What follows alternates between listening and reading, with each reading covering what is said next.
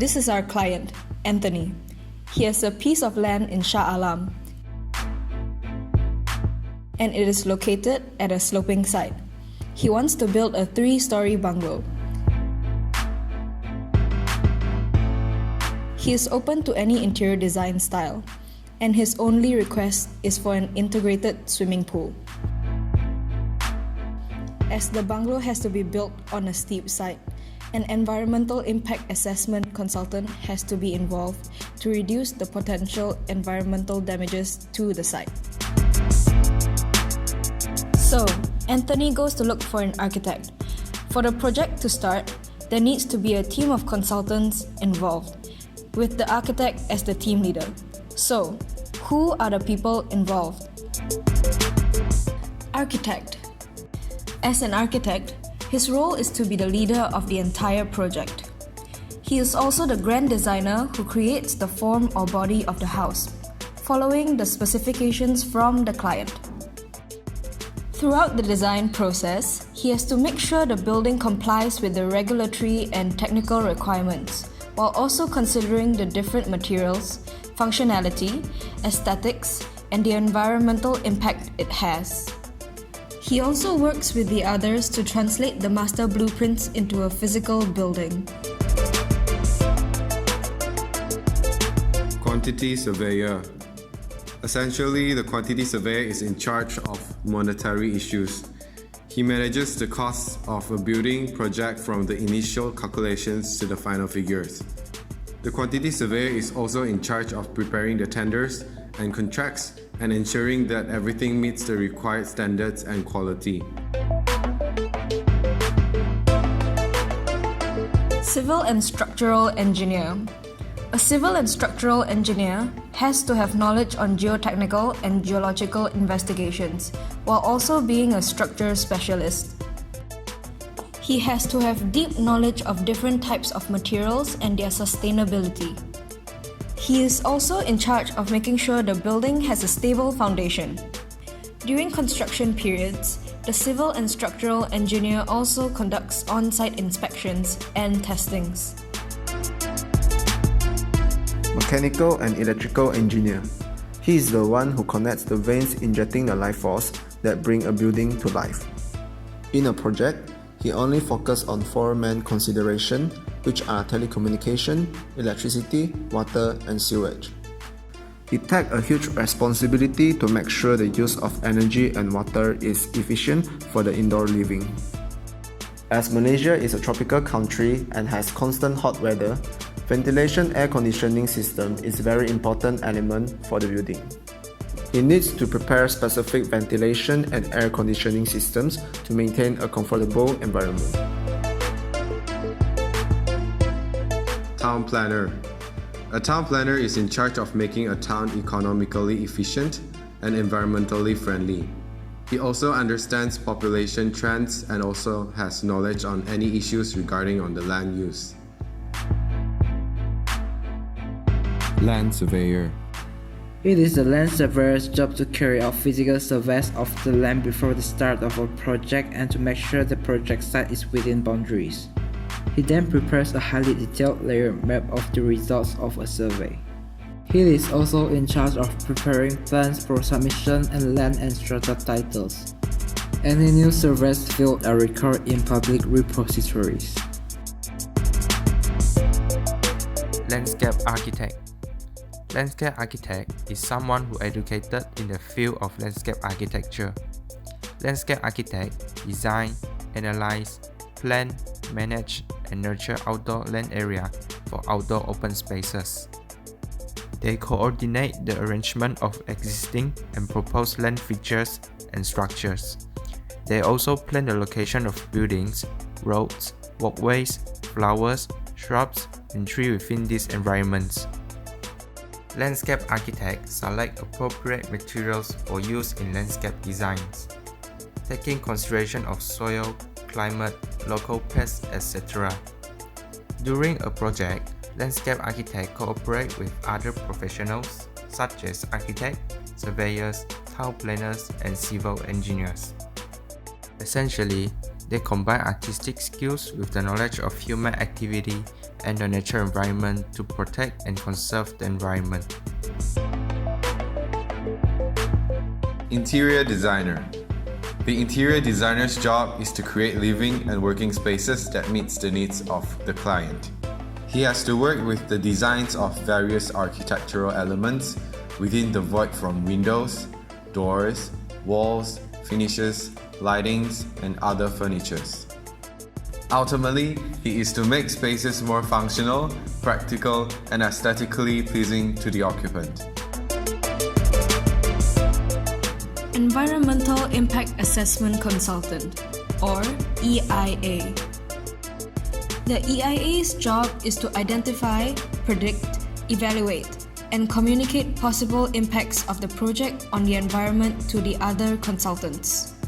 After that, he will advise how to reduce negative measures before the project approval and implementation. Green Specialist. A green specialist or green building consultant is the best hired prior to any project, as a lot of passive strategies relies on early building design decisions, such as orientation, building form, ratio of window to wall. A green building consultant is also an expert who can give professional advice on several aspects of building design so it minimizes resource consumption, for example, materials, energy, and water, as well as providing a healthy and comfortable internal condition while minimizing negative impacts on its surrounding. The consultant do this by focusing first and foremost on passive design strategies. For example, utilizing natural ventilation before considering a mechanical one, harvesting natural free daylight before resorting to artificial lighting, and minimizing heat gain by proper building form and orientation. Next, in minimizing water consumption, he or she gives advice on how best to tap the use of rainwater, grey water recycling, use of water efficient fitting, and etc. Swimming pool specialist. The swimming pool specialist has specific knowledge on swimming pool construction. After its construction, he also advises the owner on proper swimming pool cleaning methods, which involve the use of chemicals.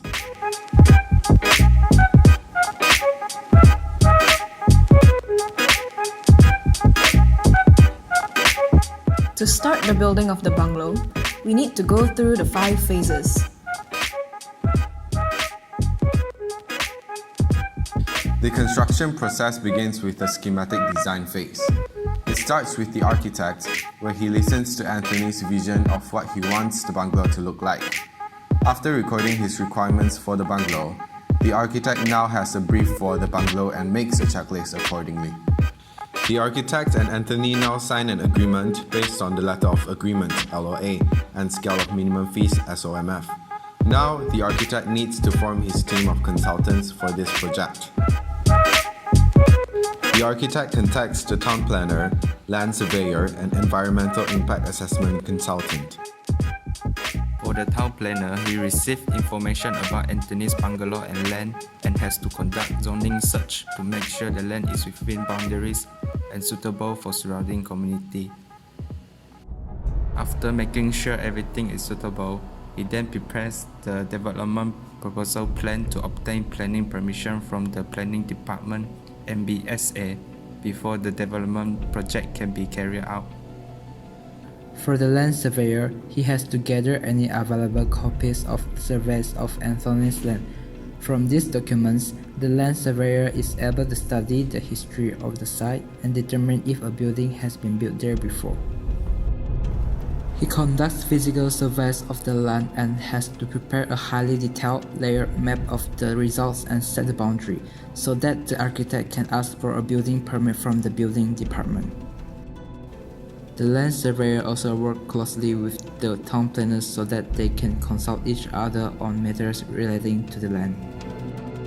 Mechanical and electrical engineer are going to apply for utilities such as TNB, IWK, Shabas, and MCMC. Next, the environmental impact assessment consultant is sought as requested by the client. The EIA has to be involved in any project where it involves clearing 50% of the land or more, or having slopes exceeding 25 degrees. The EIA then identifies, predicts, and evaluates possible impacts of the project on the environment. Based on that information, the EIA advises the team on ways to reduce negative measures before project approval and implementation. Next is the design and development phase.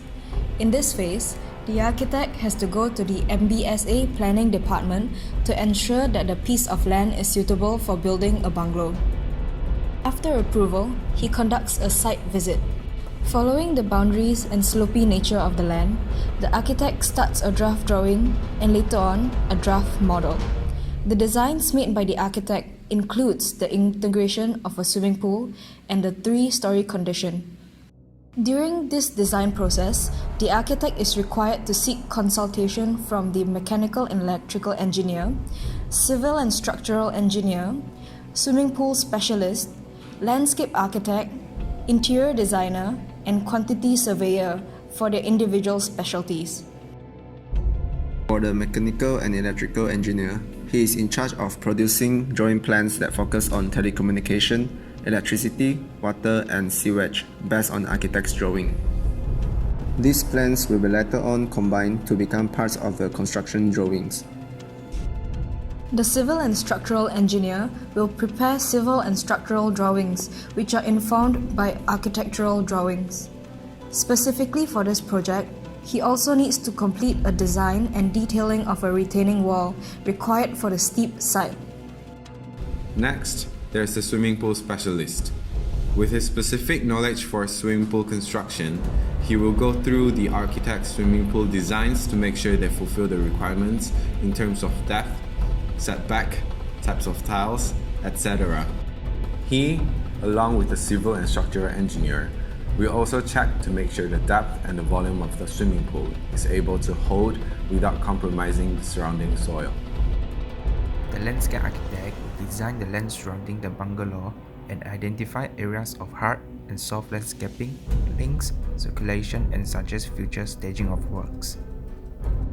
Planting areas also have to be included in the designs to include planting strips of adequate size depending on the plants chosen.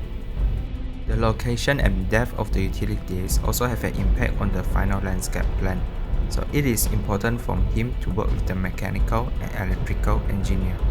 This is especially crucial on sloping sites where retaining walls are needed. The interior designer is also needed in this phase. He needs to work together with the landscape architect on a cohesive design, as the association between internal and external spaces is an important starting point for any design.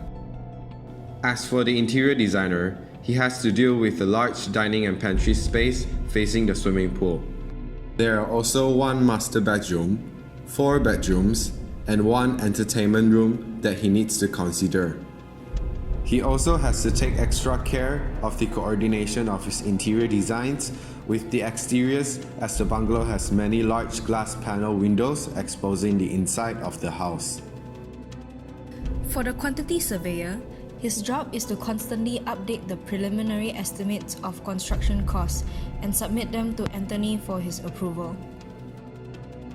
When the architect is done, he meets with Anthony to show him his designs, building plans, and scale models to get his approval, and then rectifications are made until the client approves. In this situation, it is Anthony, the client's responsibility to make prompt decisions responding to architect's design. After approval from Anthony, he can now prepare the project planning and implementation schedule. At the same time, once there is approval from the team of consultants, the building plan drawings can finally be submitted to the local authority to be approved according to the Uniform Building Bylaws.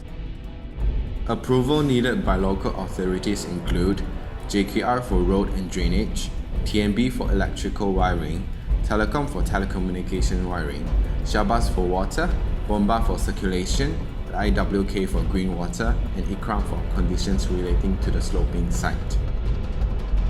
Whatever that is approved in the building plan must be followed later on in the next phases. The design development phase ends when the building plan drawings are approved. Fun fact: Under the Code of Engagement, the architect has the right to suspend his work if there is no payment, and in the worst case scenario, he can also terminate the service. Same goes for the client, he can also suspend and terminate the project if anything goes wrong.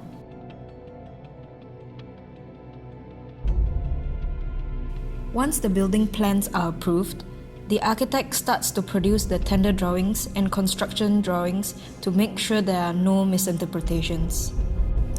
The other consultants produce additional supporting documents needed to obtain a tender for the project.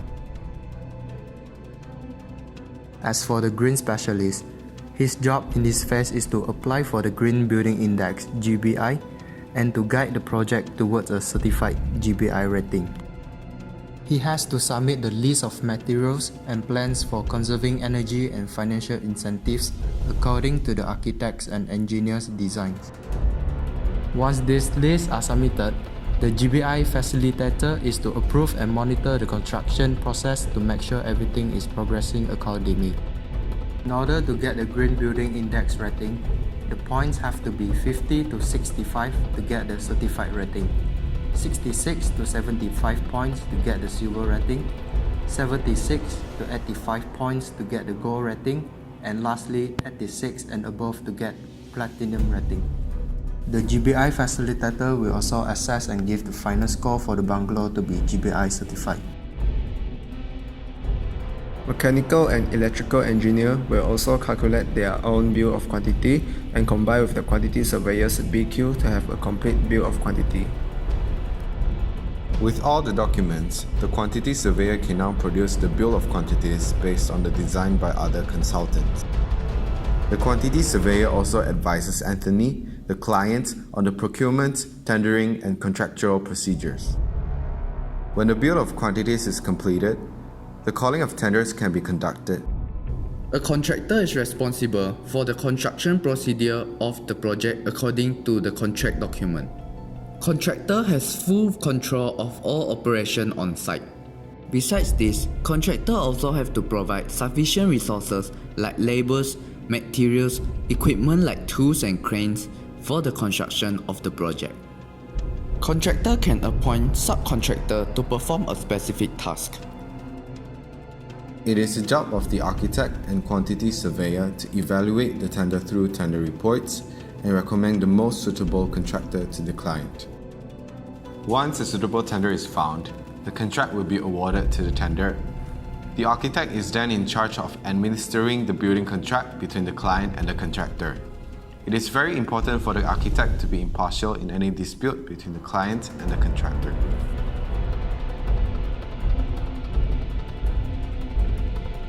The contractor is provided with the construction drawings and schedules which include the start and finishing dates for the project.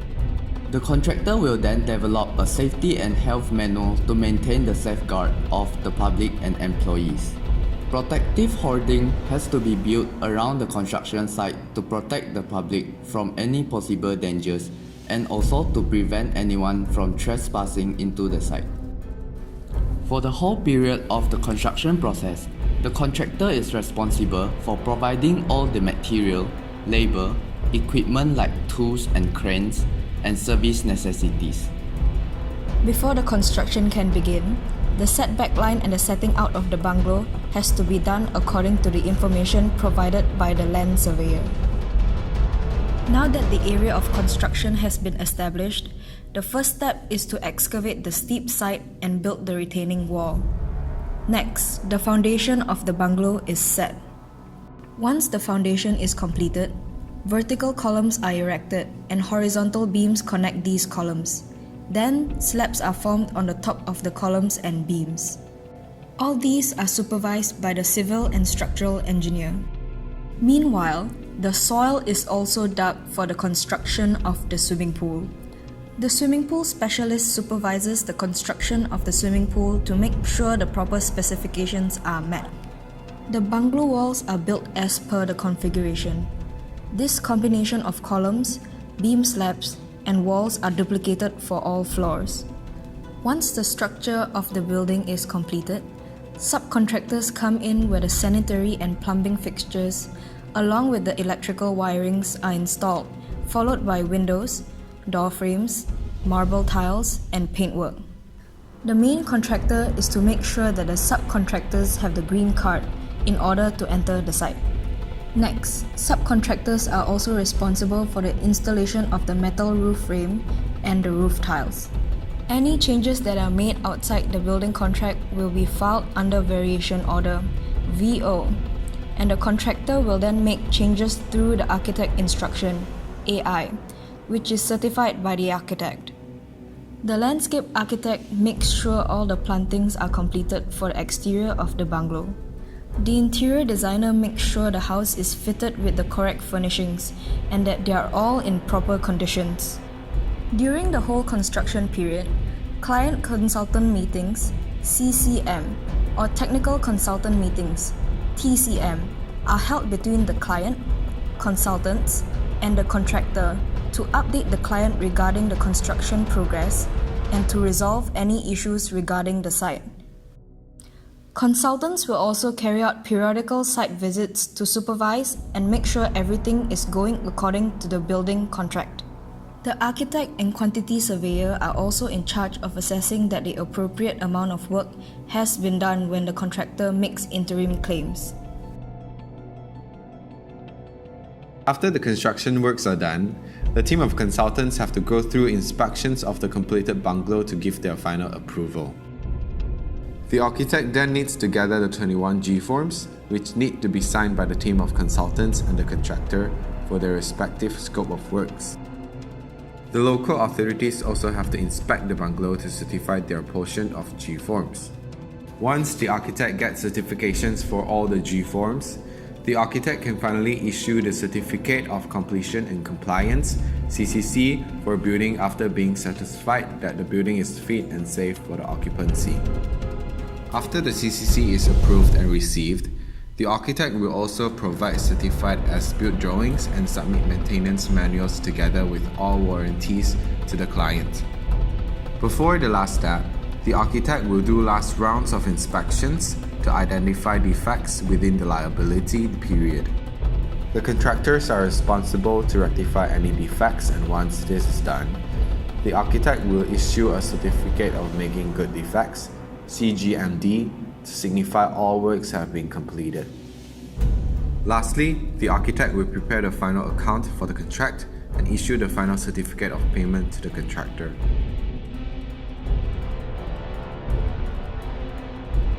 According to the Social Security Organization, SOCSO, in Malaysia, there has been an increasing amount of accidents and deaths in the construction sector throughout the years. Among many cases included a landslide that occurred in Penang last October, resulting in 9 construction workers killed and 4 others injured.